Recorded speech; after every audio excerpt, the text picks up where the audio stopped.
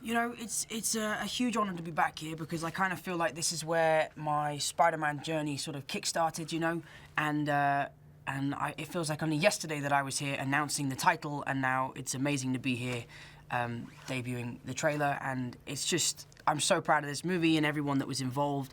I'm so proud for them, for what they've achieved, and I'm just excited for people to see a little bit more of what we've done.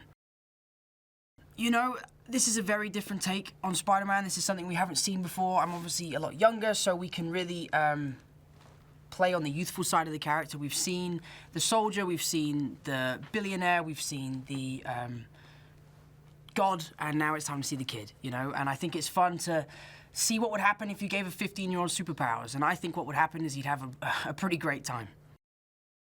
I think that one of the main reasons why people love Peter Parker and Spider-Man so much is that you can relate to him, you know? There's not a person on this planet who doesn't go through something that Peter Parker goes through, whether it's struggling with homework, talking to girls, being late for school, or having bigger responsibilities outside of school.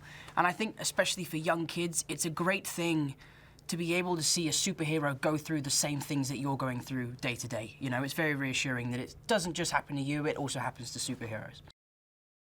I mean, it's nuts, dude. It still doesn't feel real to me now. You know, everyone keeps asking me what it's like working with Robert, and it was one of the most surreal experiences of my whole career. Even watching the trailers now, I can't quite comprehend that that's actually me. But the fact that this has actually come true and that this was such a big dream of mine is crazy, and I can't quite believe I'm standing here today.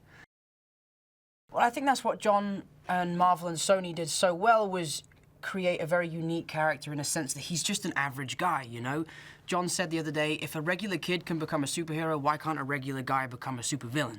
And you have the scientist, the billionaire, aliens, monsters, gods, all sorts of villains, but now we just have, you know, a guy who wants to stand up for himself and doesn't really agree what's happening in society. And I think it's very interesting to see a movie of such a big scale on such a grounded level. Yeah, dude, it's mind-blowing, man. It's really something that I'm still getting used to, and it hasn't sunk in yet, and I think it would be wrong if it had sunk in, you know? To be here today, I know I've said it, is such an honor, and I'm so delighted, and obviously realize how lucky I am to be here. But the cast, we couldn't have asked for a better cast. I mean, John did such a great job with casting all the kids, and all the big cheeses that we've got at the top. I mean, I couldn't have been luckier, so I'm very happy. You know, Michael Keaton is an actor who I've always looked up to, and he is someone who has such an incredible career and platform behind him, and it was definitely intimidating working with someone like him, but so refreshing because he's just such a nice guy. You know, Michael's someone who you can approach and sit down on set with and have a good chat with, and also he has so much great advice to give.